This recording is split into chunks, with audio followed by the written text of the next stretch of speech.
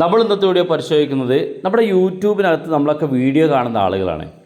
യൂട്യൂബിനകത്ത് നമ്മൾ വീഡിയോ കാണുമ്പോൾ നമുക്ക് അറിഞ്ഞിരിക്കേണ്ട വളരെ ഇൻട്രസ്റ്റിംഗ് ആയിട്ടുള്ള 2 ഫീച്ചർ ഞാൻ കാണിച്ചുതരാം. തീർച്ചയായിട്ടും നമ്മളൊക്കെ അറിഞ്ഞിരിക്കേണ്ടതാണ്. കാരണം നമ്മളെല്ലാവരും യൂട്യൂബ് ഉപയോഗിക്കുന്ന ആളുകളാണ്, യൂട്യൂബിൽ വീഡിയോ കാണുന്ന ആളുകളാണ്.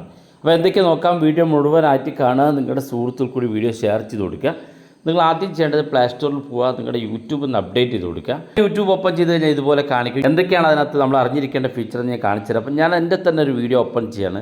കാരണം നമുക്ക് മറ്റു വീഡിയോകൾ എടുത്ത് കഴിഞ്ഞാൽ കോപ്പിറൈറ്റ് കിട്ടുന്നതുകൊണ്ട് നമ്മുടെ തന്നെ വീഡിയോ ഞാൻ ഓപ്പൺ ചെയ്തു. അതിനകത്ത് നമുക്ക് അറിയേണ്ട കാര്യങ്ങൾ നോക്കാം. ഞാനിവിടെ വീഡിയോ ഓപ്പൺ ചെയ്തു. നമ്മൾ ഈ ഒരു വീഡിയോ കണ്ടുകൊണ്ടിരിക്കുമ്പം നമ്മൾ സൗണ്ട് ഉപയോഗിക്കാൻ പാടില്ലാത്തൊരു സ്ഥലത്ത്, ഒരു ഓഫീസിലോ അല്ലെങ്കിൽ മറ്റെന്തെങ്കിലും പബ്ലിക് നോയ്സൻസിന് സാധിക്കാത്ത സ്ഥലത്തൊക്കെ നമ്മൾ വീഡിയോ കാണാൻ ഉദ്ദേശിക്കുകയാണെന്നുണ്ടെങ്കിൽ ആ വീഡിയോ നമുക്ക് സൗണ്ടിൽ പ്ലേ ചെയ്യാൻ ബുദ്ധിമുട്ടായിരിക്കും.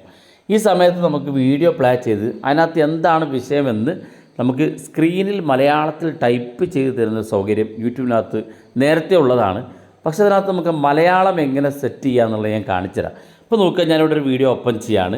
എൻ്റെ ഇതിനകത്ത് നമ്മളിപ്പം ഇതിനകത്ത് എന്താണോ പറയുന്നത് മലയാളത്തിൽ ഇവിടെ സ്ക്രീനിൽ ടൈപ്പ് ചെയ്ത് കാണാൻ സാധിക്കും, മലയാളത്തിൽ എഴുതിയത്. ഇതെങ്ങനെ സെറ്റ് ചെയ്യുക എന്നുള്ളതാണ് നമ്മൾ ആദ്യം നോക്കുന്നത്.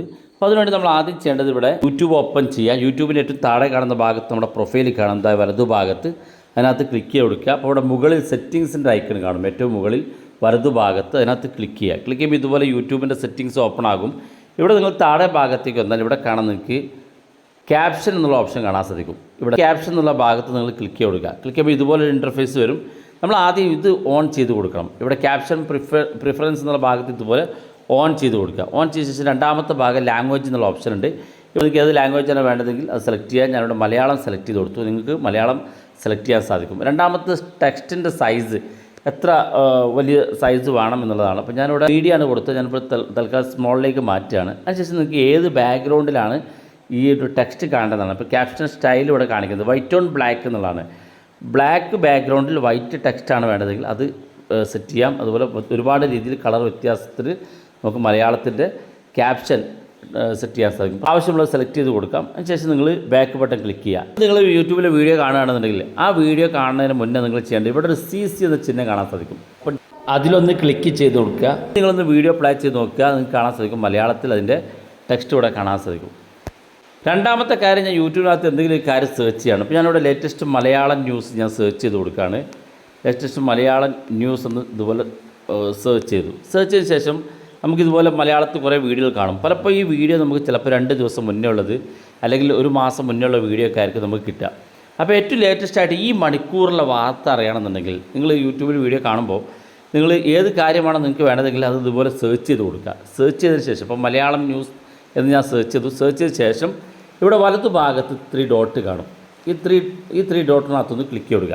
ക്ലിക്ക് ചെയ്യുമ്പോൾ ഇതുപോലെ സെറ്റിങ്സ് കാണും. ഇവിടെ സെർച്ച് ഫിൽറ്റേഴ്സ് എന്നുള്ള ഒരു ഓപ്ഷൻ മുകളിൽ കാണും. അതിനകത്ത് ക്ലിക്ക് ചെയ്യുക. ക്ലിക്ക് ചെയ്യുമ്പോൾ ഇതുപോലെ കാണിക്കും. ഇവിടെ നിങ്ങൾക്ക് അപ്ലോഡ് ഡേറ്റ് എന്നൊരു ഓപ്ഷൻ ഇവിടെ കാണാൻ സാധിക്കും. ഈ അപ്ലോഡ് ഡേറ്റ് എന്നുള്ള ഭാഗത്ത് എനി ടൈം എന്നായിരിക്കും കാണാൻ സാധിക്കുക. ഇങ്ങനെ എനി ടൈം എന്നാണെങ്കിൽ നിങ്ങൾക്ക് ഏത് വർഷത്തെ വീഡിയോയും ഏത് മാസത്തെ വീഡിയോ ഒക്കെ നിങ്ങളുടെ മുന്നിലേക്ക് വരും. അപ്പോൾ അത് ഒഴിവാക്കിയിട്ട് നിങ്ങൾക്ക് ഇവിടെ ടുഡേ എന്നുള്ള ഓപ്ഷൻ ഉണ്ട്. അപ്പോൾ ഈ 24 മണിക്കൂർ സമയത്തെ വീഡിയോകളാണ് നിങ്ങൾക്ക് കിട്ടേണ്ടതെങ്കിൽ ടുഡേ എന്നുള്ള ഭാഗത്ത് ക്ലിക്ക് കൊടുത്താൽ മതി. ഏറ്റവും ലേറ്റസ്റ്റ് ആയിട്ടുള്ള ഈ മണിക്കൂറിലെ വാർത്തകൾ നിങ്ങൾക്ക് അല്ലെങ്കിൽ ഈ മണിക്കൂറിലെ അപ്ലോഡ് ചെയ്ത വീഡിയോ നിങ്ങൾക്ക് യൂട്യൂബിൽ കാണാൻ സാധിക്കും. അതുകൊണ്ട് ടുഡേ എന്നുള്ളത് സെലക്ട് ചെയ്ത് കൊടുക്കാം. ഇനി അതല്ലെങ്കിൽ നിങ്ങൾക്ക് ഇവിടെ ദിസ് വീക്ക് എന്നും ദിസ് മന്ത് എന്നും ദിസ് ഇയർ എന്നും കാണാൻ സാധിക്കും.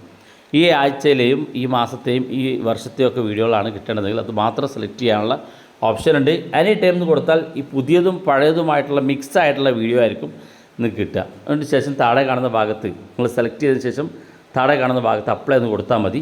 ഈ അപ്ലൈ എന്നുള്ളത് കൊടുത്തു കഴിഞ്ഞാൽ ഏറ്റവും ലേറ്റസ്റ്റ് ആയിട്ടുള്ള പുതിയ വാർത്തകളൊക്കെ നിങ്ങൾക്ക് കാണാൻ സാധിക്കും. വാർത്തയായാലും യൂട്യൂബിൽ വീഡിയോ ആയാലും ഏറ്റവും ലേറ്റസ്റ്റ് ആയിട്ടുള്ള വീഡിയോകളൊക്കെ നിങ്ങൾക്ക് യൂട്യൂബിൽ കാണാൻ സാധിക്കും. അപ്പോൾ യൂട്യൂബിനകത്ത് നമ്മൾ അറിഞ്ഞിരിക്കേണ്ട 2 ടിപ്സാണ് നമ്മൾ പരിശോധിച്ചത്. വീഡിയോ ഇഷ്ടപ്പെട്ടെങ്കിൽ നിങ്ങളെ സുഹൃത്തുക്കൾക്ക് മറക്കാതെ ഷെയർ ചെയ്ത് കൊടുക്കുക. ഇതുപോലുള്ള വ്യത്യസ്തമായ അറിവുകളുമായി നമുക്ക് അടുത്ത വീഡിയോയിൽ കാണാം.